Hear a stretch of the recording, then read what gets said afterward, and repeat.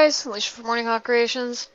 So we're going to do that 3/4 tabby I posted a few years ago. I turned it into a time lapse, so this is going to be a really quick 12 minutes. The tabby that was at the top of the page that is the first short-haired tabby that we've done is that calico. So this is just the same cat, different view.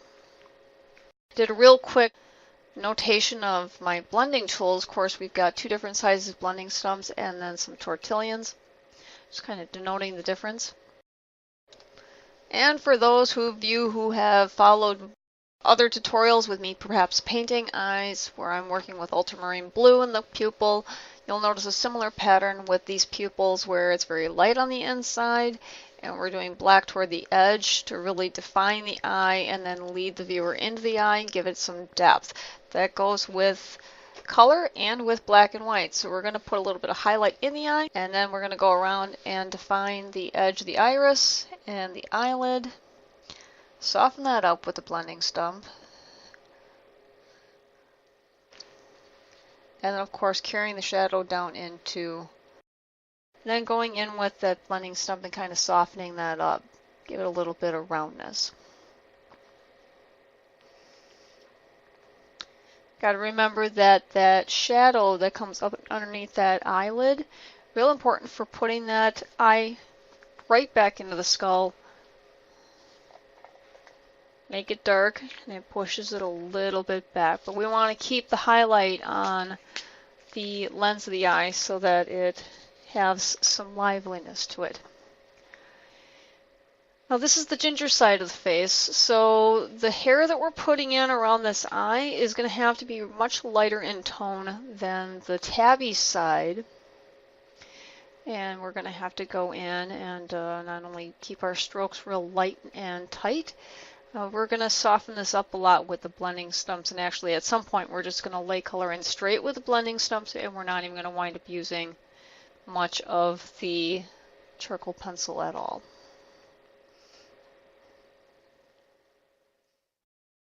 That's the same cat up there, so just notating the ginger stripes from the tabby stripes and the really sharp contrast and how much tone and value you're using. A little bit of blending on that lower lid just to give it some roundness. Otherwise it's going to look very flat. Now, there is that white highlight that's right underneath the lid and the edge of the lid, but we will still want to make sure we're carrying over some of the shadow so we can give that lid some curvature and some softness.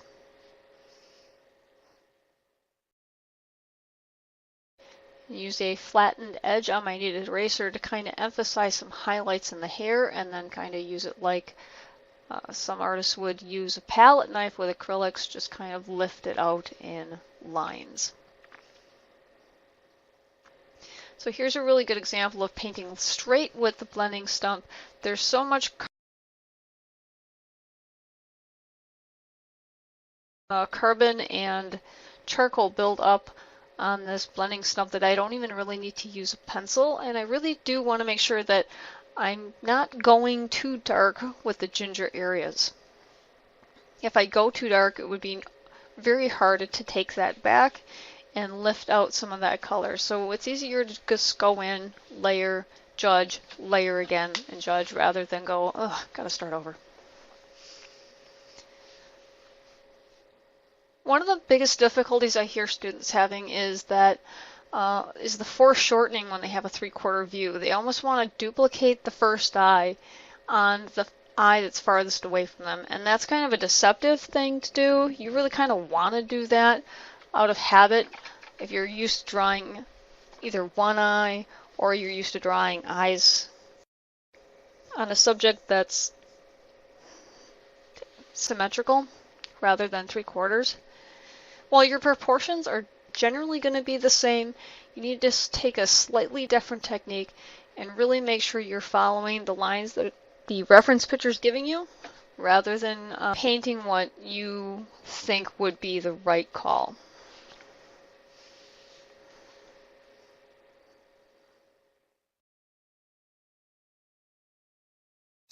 We're going to really put a lot of shadow on that eye too, because it not only is going to push it back into the skull itself, but it's also going to push it away from the viewer. We're going to put just a little bit of highlight so that we carry through the kind of glossiness that's on the eye. We want to make sure that those eyes still stay moist and alert and they look alive, but we don't want to get too carried away with making sure we have all these highlights and then it becomes distracting. We do want these two eyes to balance each other out.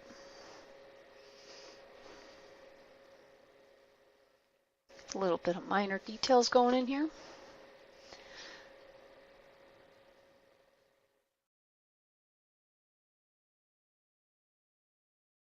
This little girl had an awful lot of texture in her irises. It was really kind of neat.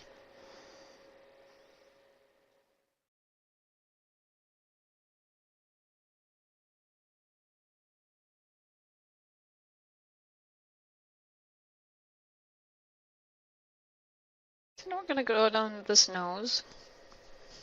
This little calico had a pink nose.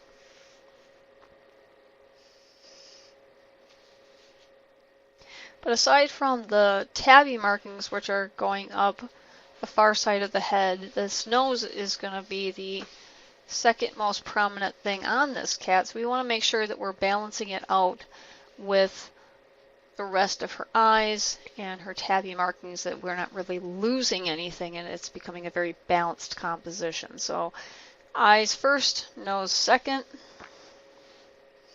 Just kind of working that down into the lower part of the muzzle and into the jawline.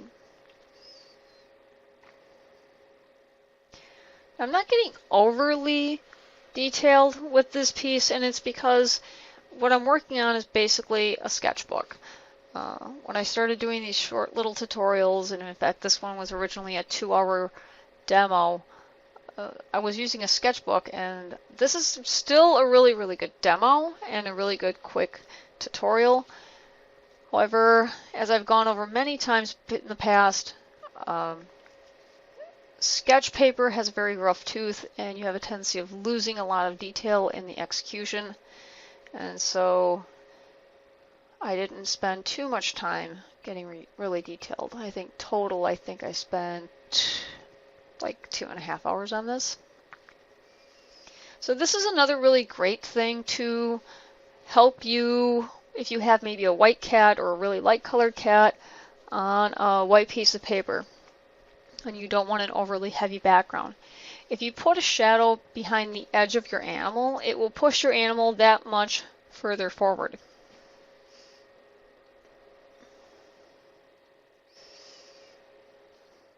And you can use the positive and negative space as a relief in order to make your subject stand out.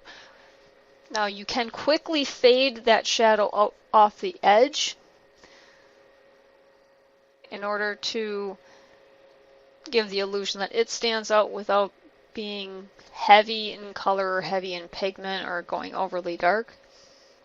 The best thing I can suggest is if you've got a copy of Photoshop, possibly the GIMP, and there are some features in many video editors where you can put a shadow or a line behind a font.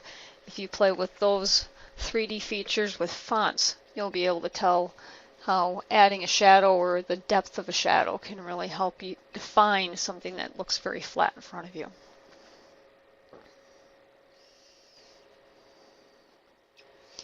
So now we're moving up into those divisions of tabby markings versus the ginger markings. She's still a tabby cat for all intents and purposes, but one half of her face is ginger and the other one is a mackerel tabby. So it makes a really nice even demo for both colors.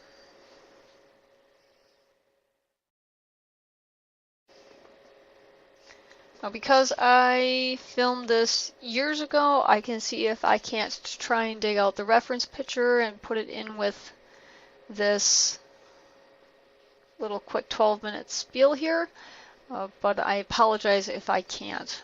One of the things I see a lot of people doing is that this minor detail at the base of the ear, where the skin folds over and it's actually part of the cartilage that helps the ear stand up. A lot of artists will skip that, and it's that small little defining moments with ears and anatomy that help really make your animals seem very realistic.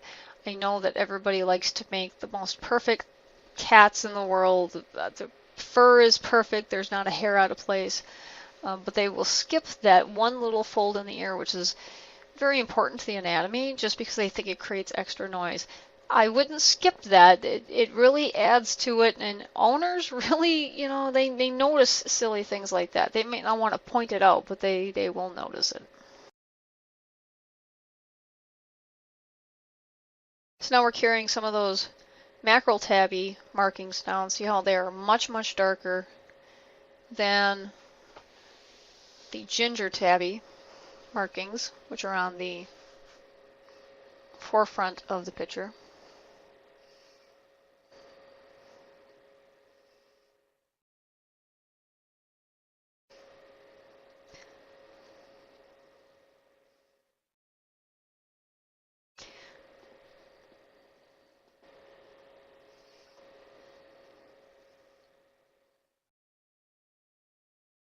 And even here with just putting in these ginger tabby parts, really just avoiding putting the pencil right to the paper and just letting the blending stump carry the pigment out.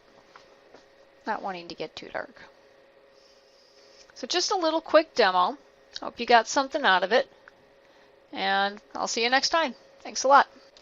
If you'd like to see more from me, feel free to subscribe. If you'd like to see a specific demo, just let me know in the comments. Thanks a lot for watching.